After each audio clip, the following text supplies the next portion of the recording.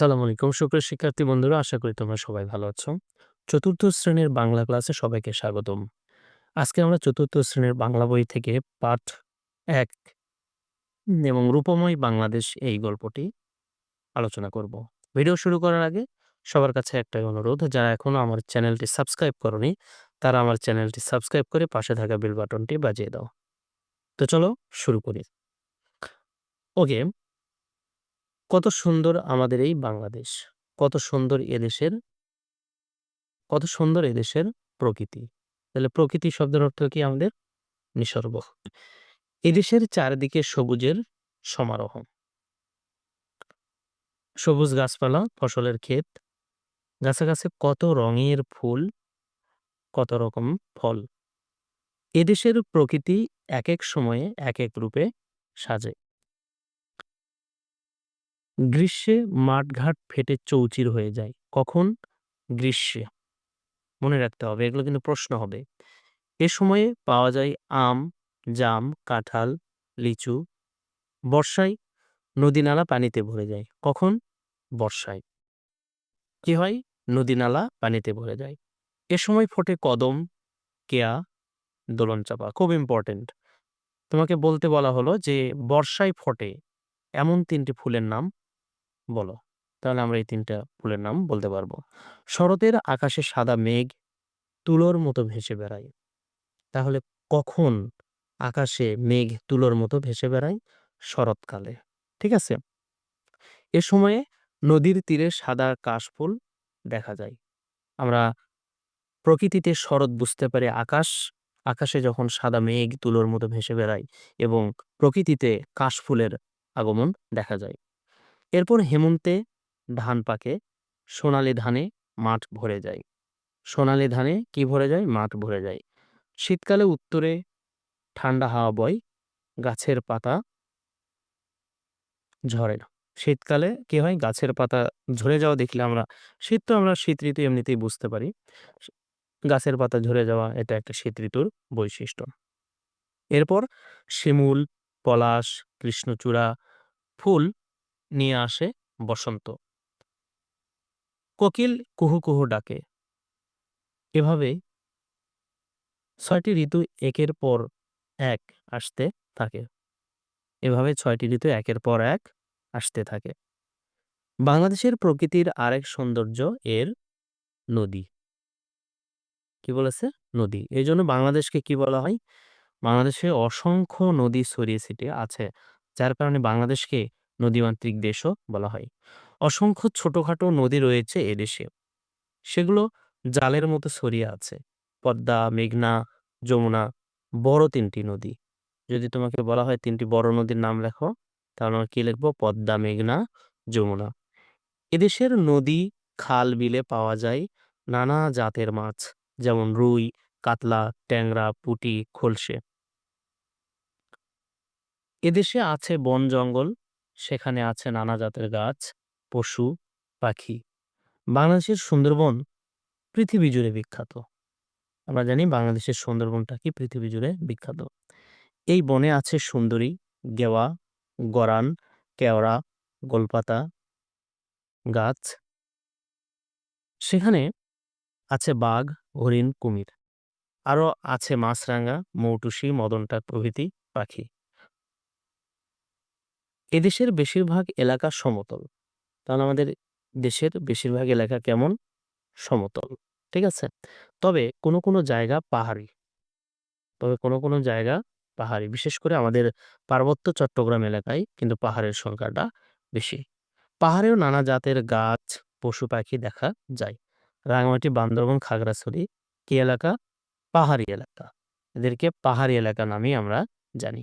এছাড়া ময়মনসিংহ, সিলেট অঞ্চলে ছোট বড় পাহাড় আছে। ময়মনসিংহ এবং সিলেট অঞ্চলে কি আছে? ছোটখাটো পাহাড় আছে। বাংলাদেশের দক্ষিণে আছে কি? বঙ্গোপসাগর। বাংলাদেশের দক্ষিণে কি রয়েছে? বঙ্গোপসাগর। এর মোহনায় ইলিশের আবাস। ইলিশের কি আবাস? সাগরে আছে রূপচাঁদা, রিঠা, লইট্টা সহ হরেক রকম মাছ। হরেক মানে কি বলতো? নানা রকম। সবুজ প্রকৃতি এ দেশকে করেছে সুন্দর। সেই সৌন্দর্যে, বৈচিত্র্যে সেই সৌন্দর্যে বৈচিত্র্য এনেছে নদী, পাহাড়, বন, সাগর। আমরা গল্পটি পড়ে ফেললাম। এরপরে আমরা এখান থেকে কিছু শব্দের অর্থ জেনে নেব এবং শব্দের অর্থর তোমাদের যে বইয়ে যে কয়েকটা শব্দের অর্থ দেওয়া আছে, এই শব্দের পাশাপাশি আমি কিছু আ অতিরিক্ত শব্দের অর্থ দিয়েছি। এই শব্দের অর্থগুলো কিন্তু তোমাদের জানতে হবে।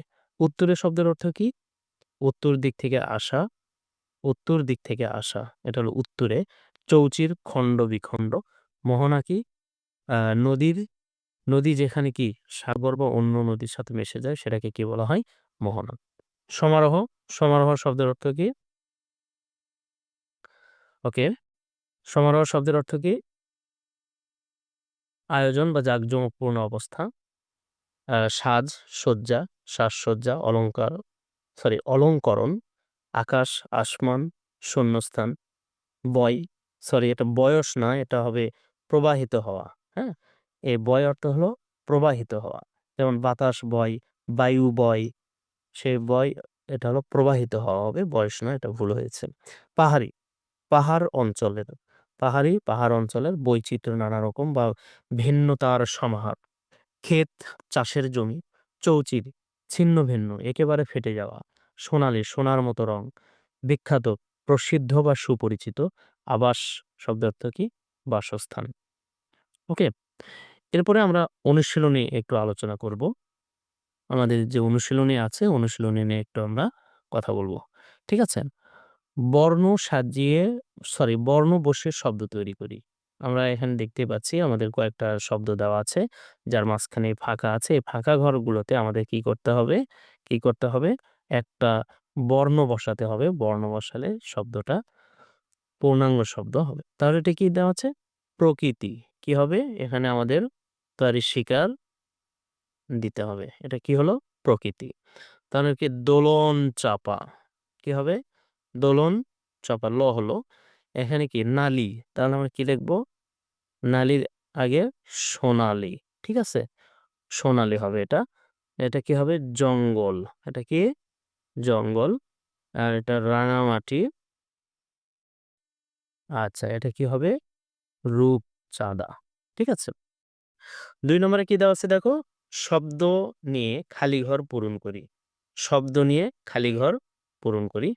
এখানে ৫ টা শূন্যস্থান দেওয়া আছে এবং বক্সের মধ্যে আমাদের ৫ টা শব্দ দেওয়া আছে। এই ৫ টা শব্দ থেকে বেছে, বেছে নিয়ে আমরা এই জায়গাগুলোতে বসিয়ে দেব। ঠিক আছে? তো চলো শুরু করি। এদেশের চারদিকে সবুজের কি? এদেশের চারিদিকে সবুজের সমারোহ। সবুজের কি? সমারোহ। চারদিকে সবুজের সমারোহ। ঠিক আছে?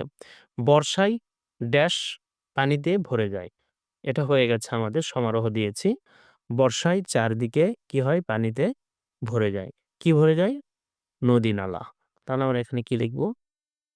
নদী নালা। নদী নালা। হ্যাঁ? আচ্ছা। এরপরে বাংলাদেশের সুন্দরবন পৃথিবী জুড়ে কি? বিখ্যাত। কি দিলাম? এখানে কি হবে? বিখ্যাত। ঠিক আছে? বাংলাদেশের সুন্দরবন পৃথিবী জুড়ে বিখ্যাত। গেল। বাংলাদেশের ড্যাশ আছে বঙ্গোপসাগরে। বাংলাদেশের কি হবে? দক্ষিণে। বাংলাদেশের এখানে আমরা কি লিখব? দক্ষিণে। কি হবে? দক্ষিণে। বাংলাদেশের দক্ষিণে আছে বঙ্গোপসাগর। কৃষ্ণচূড়া ফুল, তাহলে এটা হয়ে গেল। বাকি থাকলো কি? বসন্ত। তাহলে কৃষ্ণচূড়া ফুল নিয়ে আসে কি? বসন্ত। কৃষ্ণচূড়া ফুল নিয়ে আসে কি? বসন্ত। ঠিক আছে? এরপরে ৩ নম্বর যে প্রশ্নটা আছে, পাঠ থেকে প্রশ্ন বানাই। তো দেখো এখানে কিছু অব্যয়সূচক শব্দাংশ দেওয়া আছে।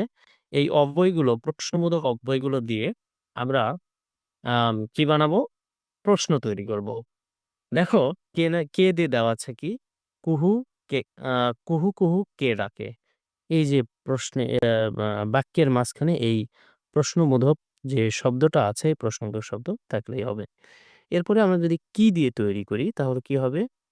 এটা কিন্তু আমাদের কি বলছে? পাঠ থেকে। এখানে যে পাঠটা দেখাচ্ছে, এই পাঠ থেকে নিতে হবে। ঠিক আছে? আচ্ছা, কি? বাংলাদেশের দক্ষিণে কি আছে? আমরা এখানে লিখব বাংলাদেশের দক্ষিণে কি আছে?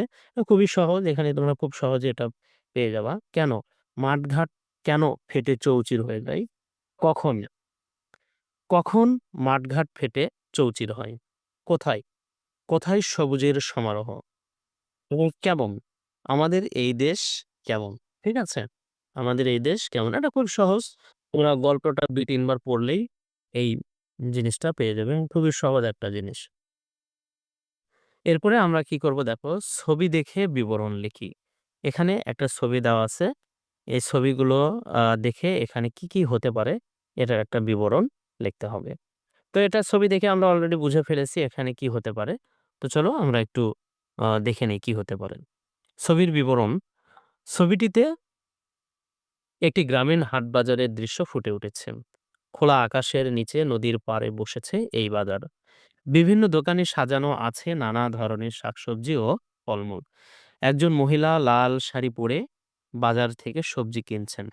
সামনে বসে থাকা বিক্রেতারা লাউ, কুমড়া, শসা, বেগুন ও অন্যান্য সবজি বিক্রি করছেন। পাশেই একজন ব্যক্তি মাছ বিক্রি করছেন। গাছের ডালে ঝুলছে পাকা আম, যা গ্রীষ্মকালের ইঙ্গিত দেয়। পেছনে দেখা যায় কয়েকটি কাঁচা পাকা ঘর ও মানুষজনের ব্যস্ততা। পুরো ছবিটি গ্রাম বাংলার সহজ সরল জীবন, পারস্পরিক সম্পর্ক ও প্রাকৃতিক পরিবেশকে সুন্দরভাবে তুলে ধরেছে। এই হলো আমরা যে ছবিটা দেখলাম এই ছবির কথা। ঠিক আছে? এরপরে ৫ নাম্বার দেওয়া আছে কি দেখো, আ পছন্দের ঋতুর নাম লিখি এবং পছন্দ করার কারণগুলো আমাদের এখানে লিখতে হবে। তাহলে আমি এখানে তোমাদের লিখে দিয়েছি দেখো, যে আমার পছন্দের প্রিয় ঋতু হলো গ্রীষ্মকাল। কেন গ্রীষ্মকাল পছন্দ? এই পছন্দের কারণ আমরা এখানে দেখব। পছন্দের কারণ, গ্রীষ্মকাল এলে প্রকৃতিতে এক ভিন্ন রকমের প্রাণ চাঞ্চল্য দেখা যায়। এই সময় আকাশ থাকে পরিষ্কার ও রৌদ্রোজ্জ্বল। দিন হয় বড় এবং রাত ছোট। গ্রীষ্মকালে আম, কাঁঠাল, লিচু, তরমুজ সহ নানা রকম সুস্বাদু ফল পাওয়া যায়, যা আমার খুব প্রিয়। স্কুলের বার্ষিক ছুটি সাধারণত গ্রীষ্মকালেই হয়, তাই এই সময় পরিবার ও বন্ধুদের সঙ্গে বেশি, বেশি সময় কাটানোর সুযোগ পাওয়া যায়। গ্রামের বাড়িতে গিয়ে পুকুরে সাঁতার কাটা, আম কুড়ানো ও বিকেলে মাঠে খেলাধুলা করা গ্রীষ্মকালের আনন্দকে আরো বাড়িয়ে দেয়। যদিও গ্রীষ্মকালে প্রচণ্ড গরম ও ঘাম হয়, তবুও ঠান্ডা পানীয়, আইসক্রিম ও সন্ধ্যার হালকা বাতাস সেই কষ্ট ভুলিয়ে দেয়। প্রকৃতির রঙিন রূপ, ফলের প্রাচুর্য ও আনন্দময় ছুটির কারণেই গ্রীষ্মকালই আমার সবচেয়ে প্রিয় ঋতু। আমরা আমাদের যে গল্পটি আছে, এই গল্প এবং গল্পের সাথে যে রিলেটেড যে অনুশীলনী, সে অনুশীলনীটা আমরা পড়ে নিলাম। এতক্ষণ ধরে ভিডিওটি ধৈর্য সহকারে দেখার জন্য তোমাদের সবাইকে ধন্যবাদ। তোমরা ভালো থেকো, সুস্থ থেকো। আল্লাহ হাফেজ। দেখা হবে নতুন কোনো ভিডিওতে।